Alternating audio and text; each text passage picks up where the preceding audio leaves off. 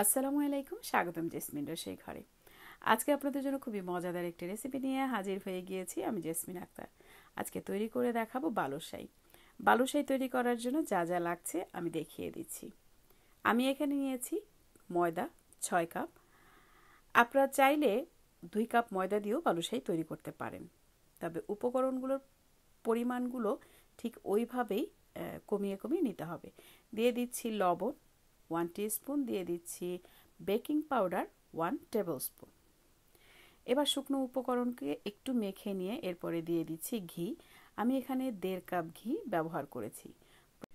প্রথমে 1 কাপ ঘি দিয়ে আমি শুকনো উপকরণগুলোর সাথে মিশিয়ে নিব। এরপরে বাকি আরও 1/2 কাপ ঘি দিয়ে আবারও মিশিয়ে নিব বাকি উপকরণগুলোর সাথে। এভাবে শুকনো উপকরণের সাথে ঘিটা খুব ভালো মতো মিশিয়ে নিয়ে এরপরে আমি এর ভেতরে পানি দিয়ে দিব। তবে বালুশাইয়ের এই খামিরটি তৈরি করতে হবে খুব সফটলি, খুব বেশি চেপে চেপে এটার খামিরটা তৈরি করা যাবে না। অল্প অল্প করে পানি আমি এখানে দিয়ে দিচ্ছি। আমার এখানে টোটাল লেগেছে 1.5 কাপ পানি। এভাবে অল্প অল্প করে পানি দিব আর মিশিয়ে নিব। যারা সবসময় আমার ভিডিওগুলো দেখেন কিন্তু এখন পর্যন্ত আমার চ্যানেলটিকে সাবস্ক্রাইব করেননি, আশা করি আমার চ্যানেলটিকে সাবস্ক্রাইব করে নেবেন। আর যারা ফেসবুক পেজ থেকে দেখবেন তারা ফেসবুক পেজটিকে ফলো করে রাখবেন আমাকে সাপোর্ট করার জন্য। আপনাদের সাপোর্টই আমাকে এগিয়ে যেতে সহায়তা করবে। এভাবে আস্তে আস্তে করে আমি পানিটা দিয়ে নিয়েছি এবং এভাবে মেখে নিয়েছি। খুব ভালো মতো মেখে নিয়ে এরপরে আমি কিছু সময়ের জন্য রেস্টে রেখে দিব। আপনারা দেখতে পাচ্ছেন নিশ্চয়ই আমি খুব সফটলি এই খামিরটা তৈরি করছি, একদমই চেপে চেপে তৈরি করছি না। এবার আমি একটু রেস্টে রেখে দিব। আধা ঘন্টা পরে আমি ময়দার খামিরটাকে নিয়ে নিচ্ছি। এরপরে আমি এগুলোকে এভাবে হাত দিয়ে ছিঁড়ে ছিঁড়ে একটার উপরে আরেকটার ভাঁজ বসিয়ে দিব এবং আবার চেপে চেপে এভাবে নিব। এভাবে ছিঁড়ে নিয়ে যখন আমরা একটার উপরে আরেকটা লেয়ার বসিয়ে দিব তখন প্রত্যেকটা একটা পাতলা লেয়ার তৈরি হবে। এবার আমি এটাকে কেটে নিচ্ছি। কেটে কয়েকটা ভাগ করে নিয়ে একটা ভাগের উপরে আমি আরেকটা ভাগ বসিয়ে আবারও কয়েকটা লেয়ার তৈরি করে নিব। আপনারা থাকুন আমার সাথে ভিডিওতে, আপনারা দেখতে পাবেন আমি কিভাবে লেয়ারগুলো তৈরি করেছি।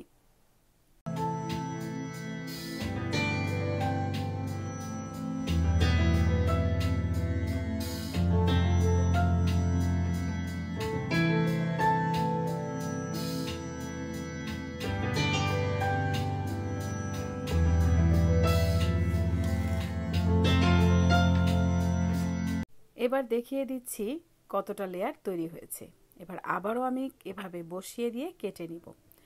এরপরে আমি বালুশাই তৈরি করে নিব। বালুশাইটাও আমি কিভাবে তৈরি করব সেটাও আপনাদেরকে দেখিয়ে দিব। খুব মনোযোগ সহকারে আশা করি দেখবেন। বালুশাই তৈরি করাটা খুবই সহজ, তবে একটু সাবধানতার সাথে বালুশাইটা তৈরি করতে হয়। এভাবে লেয়ারগুলো আবার কেটে নিচ্ছি।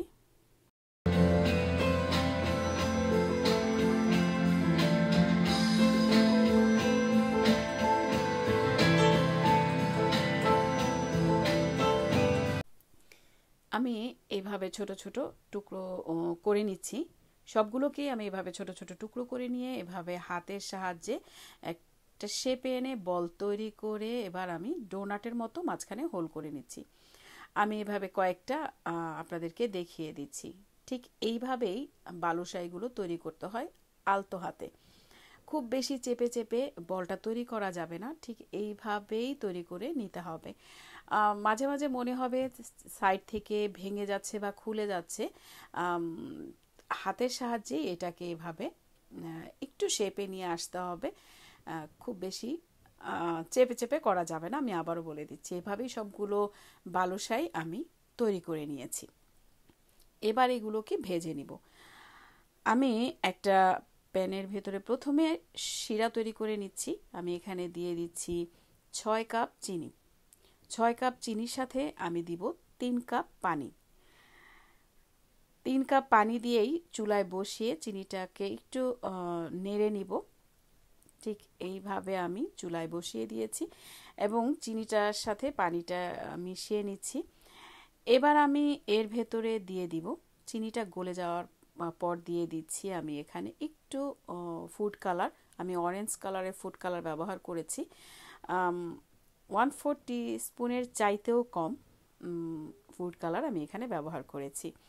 এবার দিয়ে দিচ্ছি লেবুর রস। লেবুর রস আমি এখানে ব্যবহার করেছি 1.5 টেবিল স্পুন, যেন শিরাটা তৈরি হয়ে যাওয়ার পরে ক্রিস্টাল না হয়ে যায়, ক্রিস্টাল ক্রিস্পি যেটা বলে সেটা যেন না হয়ে যায়, সেজন্যই আমি লেবুর রসটা ব্যবহার করেছি। ঠিক বলক এসে এই অবস্থায় এলেই চুলাটাকে আমি বন্ধ করে দিব। এবার আরেকটা প্যানের ভেতরে তেল নিয়ে নিচ্ছি আমি ভাজার জন্য। তেলটা পরিমাণ মতো নিতে হবে। তেলটা কিছুটা গরম হয়ে আসলে আমি এবার ছোট্ট একটা টুকরো খামির ফেলে দেখিয়ে দিচ্ছি কিভাবে আস্তে করে মানে খামিরটা ভেসে উঠছে। ঠিক এই পরিমাণ গরম হয়ে এলেই আমি বালুশাইগুলো দিয়ে দিব। অনেক বেশি বালুশাই আমি এখানে একসাথে দিব না, যেন খুব ভালো মতো এটা নড়ে চড়ে ভাজা হয়, সেভাবে খালি রেখেই আমি দিব।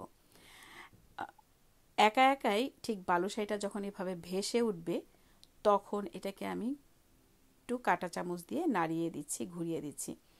একটা পাশ কিছুটা এভাবে হয়ে এলে আমি সবগুলোকে উল্টে দিব এবং চুলার আঁচটাকে লো থেকে মিডিয়াম আঁচের মাঝামাঝি রেখেই বালুশাইটা ভাজতে হবে খুব সময় নিয়ে। ঠিক এই কালার হয়ে এলে এবার আমি শিরার ভেতরে তৈরি করে রাখা শিরাটার ভিতরে বালুশাইগুলো দিয়ে দিব। শিরাটা খুব বেশি গরম হওয়া যাবে না, মানে খুব বেশি গরম রাখা যাবে না। ঠিক এই অবস্থায় এলে সবগুলো বালুশাইকে এভাবে দিয়ে নিয়ে এবার আমি আবারও কাঁটা চামচ দিয়ে একটু উল্টে দিচ্ছি। উল্টে দিয়ে কিছু সময় রেখে আমি বালুশাইগুলোকে তুলে নিচ্ছি ভিতরে শিরাটা ঢুকে যাওয়ার পরে। সবগুলো বালুশাই এভাবে আমি ভেজে শিরায় ডুবিয়ে তুলে নিচ্ছি। এরপরে আমি সবগুলো বালুশাইকে পাউডার মিল্কের ভিতরে গড়িয়ে নিচ্ছি। এভাবে করেই গড়িয়ে নিব। কেমন লাগলো আজকে আমার এই বালুশাইয়ের রেসিপিটি, আশা করি আমাকে কমেন্ট করে জানাবেন। যদি ভালো লেগে থাকে তাহলে অবশ্যই লাইক করবেন, শেয়ার করে দিবেন ফ্রেন্ডস অ্যান্ড ফ্যামিলির কাছে।